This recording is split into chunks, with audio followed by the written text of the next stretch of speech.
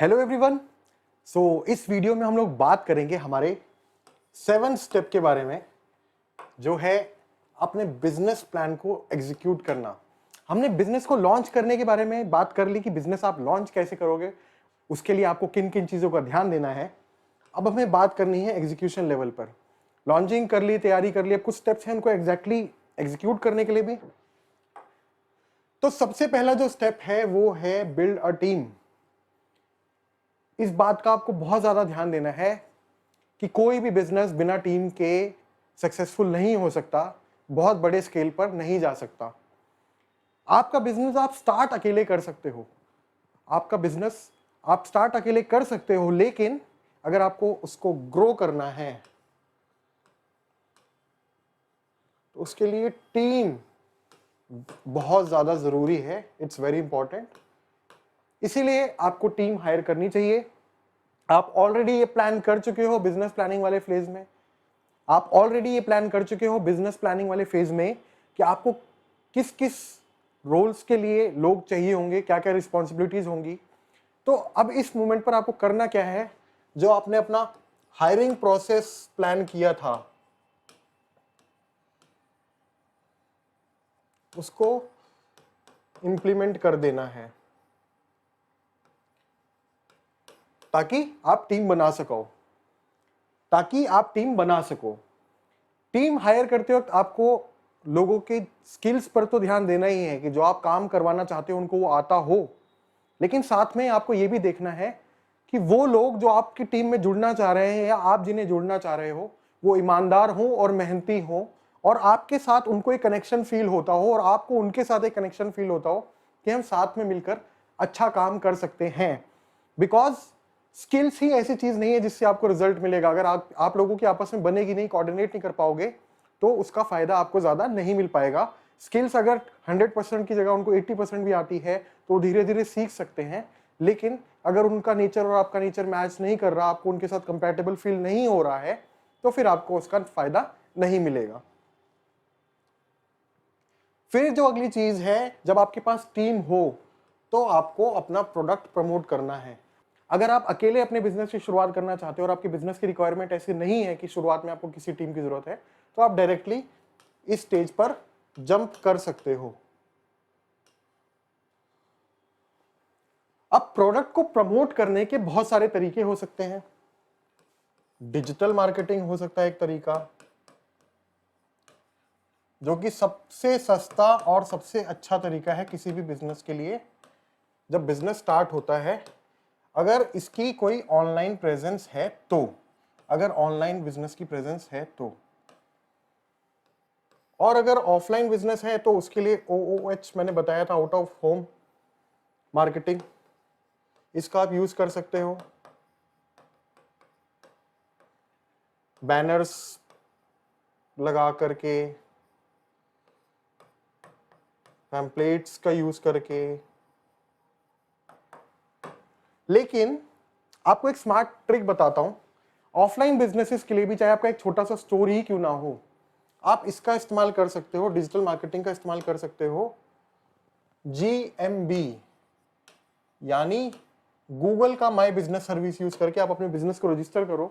लोग जब गूगल पे सर्च करते हैं रेस्टोरेंट नियर मी या इस तरह की कोई चीज, तो यहां पर आप अपने आप को प्रमोट कर सकते हो, आपकी लिस्टिंग वहां पर दिखेगी। प्लस आप फेसबुक वगैरह पे और भी किसी सोशल मीडिया अकाउंट पे लोकली अपने एरिया में भी मार्केटिंग कर सकते हो।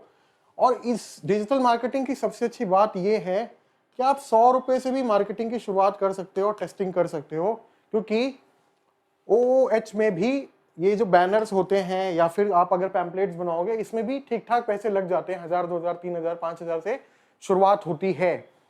तो डिजिटल मार्केटिंग के अंदर आप कम बजट में अपना प्रोडक्ट प्रमोट कर सकते हो।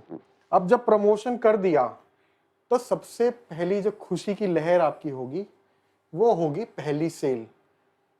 फर्स्ट सेल जो होती है वो बहुत इंपॉर्टेंट होती है, क्योंकि आपने जो इतने दिनों से प्लानिंग करी, पूरी प्रिपरेशन करी, उसके बाद पैसा अरेंज किया, लॉन्च किया, और अगर आपने थर्ड वे यूज किया था पैसा अरेंज करने के लिए तो आपने बहुत पेशेंस रखा, तो ये पहली सेल आपको हमेशा बहुत खुशी देगी अपने इस विजन की, अपने इस आइडिया की।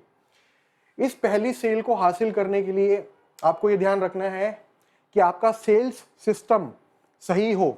मार्केटिंग कर रहे हो तो कस्टमर जब आपके पास आए, अगर आपका ऑफलाइन बिजनेस है और आपके पास कस्टमर आए तो आपकी ये कोशिश होनी चाहिए कि आपका system as it is place में है, आप उसको सही से चीजें बता पा रहे हो, सही से दिखा पा रहे हो और वो आपसे चीजें खरीदे, तभी आपकी सेल्स होना शुरू होंगी। और ऑनलाइन के केस में आपको ध्यान देना है कि आपकी वेबसाइट या ऐप प्रॉपरली एकदम प्रॉपरली वर्क कर रही है, उसमें कोई लूप होल ना हो जिसकी वजह से सेल्स ना आ पाए। अब उसके बाद जब सेल्स आ गई तो आपको अपने बिजनेस ऑपरेशन शुरू कर देने हैं। बिजनेस ऑपरेशंस में आपकी प्रोडक्शन एक्टिविटी हो सकती है, कुछ केसेस में ये सेल्स आने के पहले भी शुरू करना पड़ सकता है अगर आपको पहले से प्रोडक्ट बना करके रखने हैं। बट अगर हम यहाँ पर जैसे फूड इंडस्ट्री का एग्जांपल लें, अब सेल आई है, मान लो किसी ने ऑर्डर दिया डिश का, तो जाहिर सी बात है आपके ऑपरेशन शुरू होंगे। जब आपके बिजनेस ऑपरेशंस शुरू हों तो आपको उसको बहुत ध्यान से एनालाइज करना है और ऑब्जर्व करना है कि चीजें सही से हो रही हैं या फिर नहीं हो रही हैं, क्योंकि जो हमने प्लान किया होता है वो अब एक्चुअल में हो रहा होगा, और जब एक्चुअल में हो रहा होगा तो हो सकता है कुछ चीजें ऐसी हों जो कि आपके लिए ज्यादा फायदेमंद ना हो या फिर आपको कहीं ना कहीं प्रॉब्लम क्रिएट कर रही हो, आपके प्रोसेस में प्रॉब्लम क्रिएट कर रही हो। तो उन चीजों को जब आप नोटिस करोगे तभी आप उनको ठीक कर पाओगे। फिर जो अगली चीज है, बिजनेस आपका चल रहा है, अब आपका इंजन चालू हो चुका है, सेल्स आ रही है, प्रमोशन हो रहा है, ऑपरेशंस हो रहे हैं, आपने टीम हायर कर ली है, एक आपका जो चक्र है बिजनेस का वो चल रहा है, शुरू हो चुका है। अब करना क्या है, अब फोकस करना है अपने माइलस्टोन शेड्यूल पे जो कि आपने बनाया था ऑलरेडी, कि ये मैं कैसे टारगेट मेरे जो थे अलग अलग स्टेजेस के 1 2 3 4 इसको मैं कैसे अचीव करूं विद इन द डेडलाइन। तो सबसे पहले इस पे फोकस करो, फिर उसके बाद इस पे करो, फिर इस पे करो, फिर इस पे करो। ऐसे करके आपको अपने माइलस्टोन शेड्यूल को फॉलो करना है और अपने एग्जीक्यूशन को इंप्लीमेंट करते जाना है, सेल्स एंड मार्केटिंग को इंप्रूव करते जाना है, ऑपरेशंस को इंप्रूव करते जाना है। इस पूरे प्रोसेस में आपको प्रॉब्लम्स क्या आएंगी ये मैं आपको बताता हूं कि आपको प्रॉब्लम्स क्या आएंगी, उससे आपको समझ में आएगा कि आपको क्या क्या चीजों का ध्यान देना है। दो तरह की प्रॉब्लम्स आती है यूजुअली किसी बिजनेस को। कम सेल्स, सबसे पहली प्रॉब्लम हो सकती है कि आपको कम सेल्स आ रही हो, आपके बिजनेस में सेल्स ज्यादा ना आ रही हो, जिसकी वजह से जाहिर सी बात है प्रॉब्लम है, पैसे नहीं कमा रहे हो। तो इसके क्या क्या रीजन हो सकते हैं। सबसे पहले आपको अपने प्रोडक्ट पे ध्यान देना है कि क्या आपके प्रोडक्ट की quality up to the mark है। जिन लोगों को आप बेच रहे हो उनसे रिव्यू लो, उनसे फीडबैक लो, अपनी वेबसाइट पर, अपने सोशल मीडिया अकाउंट्स पर फीडबैक लो, उनसे फोन करके बात करने की कोशिश करो कि क्या क्वालिटी से वो लोग सेटिस्फाइड हैं। हो सकता है ये रीजन हो। अगर ये नहीं है तो फिर अगली चीज आपको देखनी चाहिए product market fit. Product market fit का मतलब ये है कि आप जिन लोगों को वो प्रोडक्ट बेचना चाहते हो, क्या सच में उनको उसमें एक बड़ा तबका है जो कि इस प्रोडक्ट को लेना चाहता है, जिनको इस प्रोडक्ट की जरूरत है या आपकी सर्विस की जरूरत है। हो सकता है आपने जब कस्टमर सेगमेंटेशन किया था तो हो सकता है कि आपने वो सेगमेंट गलत बनाया हो, वहां से आपको शुरू में रिजल्ट ना मिल रहा हो, तो आपको वो देखने की जरूरत है। दूसरी जो चीज, अगर वो भी आपको लगता है सही है, वो एनालाइज करने के बाद भी अगर आपको लगता है, तो तीसरी एक प्रॉब्लम हो सकती है रॉन्ग मार्केटिंग। रॉन्ग मार्केटिंग का मतलब ये है कि हो सकता है कि आपकी ऑडियंस आपने चुनी सही हो लेकिन आप उसके लिए मार्केटिंग गलत जगह पर कर रहे हो सकता है आपकी ऑडियंस इंस्टाग्राम ना चलाती हो, वो गूगल पे सर्च करती हो, या फिर ऐसा हो कि गूगल पे सर्च करके आपकी ज्यादा सेल आ सकती है, या फिर ऐसा हो कि आपने एड्स गूगल पे लगाए हैं बट आपकी ऑडियंस इंस्टाग्राम पे बैठ के अपना टाइम स्पेंड कर रही है। या फिर अगर आपको ऑनलाइन ऑफलाइन बिजनेस है तो मान लेते हैं एक स्पेसिफिक एरिया में आप अपना रेस्टोरेंट चला रहे हो और वहां पर तीन तरह की सोसाइटीज हैं। तो एक सोसाइटी के लोग ऐसे हैं जो बहुत ज्यादा आपका प्रोडक्ट खरीद सकते हैं, बट आपने जो अपना बैनर लगवाया है वो एक ऐसे एरिया में लगवाया जहां के लोग शायद आपका प्रोडक्ट ज्यादा ना खरीदें। तो रॉन्ग मार्केटिंग में वो प्लेसमेंट गलत हो सकती है, एड्स की, आपकी मार्केटिंग की तरीका गलत हो सकता है, वो कुछ भी हो सकता है, आपको पूरा एनालाइज करना पड़ेगा। और उसके बाद है बैड एड्स। बैड एड्स का मतलब ये है कि जो आपका एड दिख रहा है लोगों को, जो आपके प्रोडक्ट के बारे में बता रहा है, आपकी सर्विस के बारे में बता रहा है, चाहे वो ऑर्गेनिक हो चाहे पेड हो, यानी आपके चाहे सोशल मीडिया अकाउंट से आपने एक पोस्ट किया हो या फिर एक पेड एड हो, वो अगर लोगों को अट्रैक्ट नहीं कर रहा, वो ये नहीं बता रहा कि भाई कुछ इंटरेस्टिंग चीज है और आपके लायक है, आपकी प्रॉब्लम सॉल्व करती है या फिर आपके लिए कन्वीनियंस क्रिएट करती है, तब तक लोग उस एड को क्लिक करके आपके बिजनेस तक नहीं आएंगे, या फिर किसी बैनर या पैम्पलेट को पढ़ के आपकी दुकान, आपके शोरूम या आपके रेस्टोरेंट तक नहीं आएंगे। तो वो भी एक पॉसिबल प्रॉब्लम हो सकती है। मार्केटिंग सही होते हुए भी अगर एड्स खराब है तो भी सेल्स की प्रॉब्लम आ सकती है। तो आपको वो ये देखना पड़ेगा कि आपके एड्स आप अच्छे बनवाओ और अच्छे चलवाओ। अब मान लेते हैं कि आपको सेल्स जो है वो चकाचक बहुत बढ़िया आ रही है, कोई प्रॉब्लम नहीं है, आप पैसे अच्छे कमा रहे हो, बट फिर भी आपका बिजनेस प्रॉब्लम फेस कर सकता है, फेलियर के चांसेस बढ़ सकते हैं। कैसे? ऑपरेशंस के फेलियर होने से, यानी बिजनेस की जो एक्टिविटीज हैं वो ढंग से अगर नहीं हो पाएंगी तो बिजनेस में फेलियर आ सकता है। सबसे पहली चीज कि आप जो प्रोडक्ट या सर्विस बेच रहे हो, जो रेडी करवा रहे हो, उसकी कॉस्ट अगर आपको हाई पड़ रही है, आपका मार्जिन लो है, तो आपको इस कॉस्ट को रिड्यूस करने की कोशिश करनी चाहिए। आपको, अगर आपका बिजनेस अच्छा चल रहा है तो आपको बल्क बाइंग करनी चाहिए ताकि आपकी कॉस्ट कम हो सके। आपको वेंडर से बात करनी चाहिए, कोई और तरीका देखना चाहिए। दूसरा जो है, रॉन्ग मेथड्स एक ऑप्शन हो सकता है, एक प्रॉब्लम हो सकता है कि आपने जो अपने मेथड्स यूज किए हैं अपने बिजनेस में, अपनी एक्टिविटीज के लिए जो आपने मेथड्स तय किए हैं कि ये काम ऐसे किया जाएगा, ये काम ऐसे किया जाएगा, वो इनएफिशिएंट है, उसमें ज्यादा टाइम, ज्यादा मेहनत, ज्यादा पैसे खर्च होते हैं।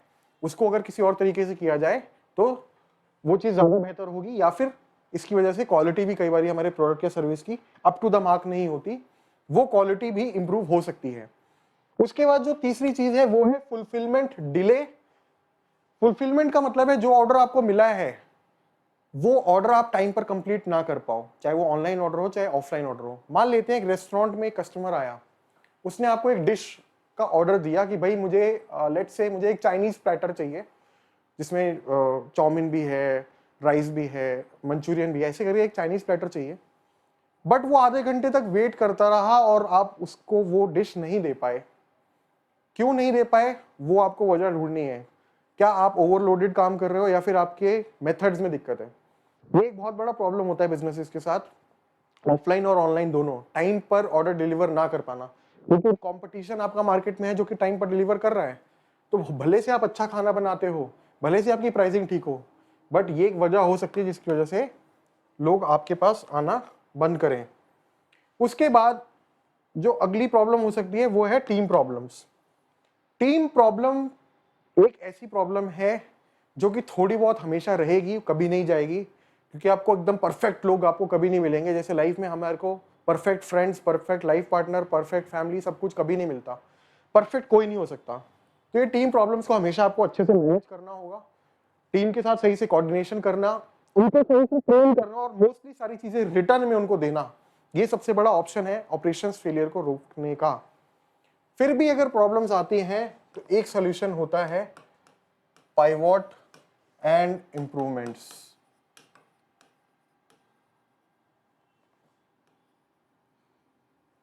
इसका सिर्फ इतना सा मतलब है कि आपको अपने आइडिया के अराउंड चेंजेस लाने पड़ेंगे, आइडिया में थोड़े बदलाव करने पड़ सकते हैं, उसको इंप्रूव करना पड़ सकता है, तो आपका बिजनेस चल जाएगा। यही एकमात्र तरीका होता है बिजनेस में प्रॉब्लम्स आने पर उसको बेटर बनाने का, उसे सक्सेसफुल बनाने का। तो इसी के साथ इस वीडियो को एंड करते हैं और मिलते हैं नेक्स्ट वीडियो में, जिसमें हम बात करेंगे ग्रोथ के बारे में कि बिजनेस अच्छा चलने लगा है, ये प्रॉब्लम्स जो आ रही थी आपने इसको भी सॉल्व कर लिया है, अब आगे क्या और कैसे बिजनेस को ग्रो किया जाए। मैं आपको फिर से याद दिलाना चाहता हूं, आपको हमें टेलीग्राम पे फॉलो करना चाहिए। हमारा चैनल है t.me/growthumindia। वहां पर आपको वैल्यूएबल कंटेंट्स मिलते हैं और मैं लाइव आऊंगा, क्वेश्चन आंसर्स करेंगे, हम लोग Q&A सेशन करेंगे, आपके जितने भी क्वेश्चंस होंगे उसके आंसर्स दूंगा।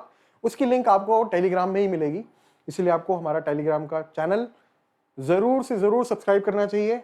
लेसन के अंदर लेसन मटेरियल सेक्शन में आपको उसकी लिंक मिल जाएगी। मिलते हैं नेक्स्ट वीडियो में और बात करते हैं कि बिजनेस स्टेबल होने के बाद बिजनेस को ग्रो करने के लिए आप क्या क्या कर सकते हो।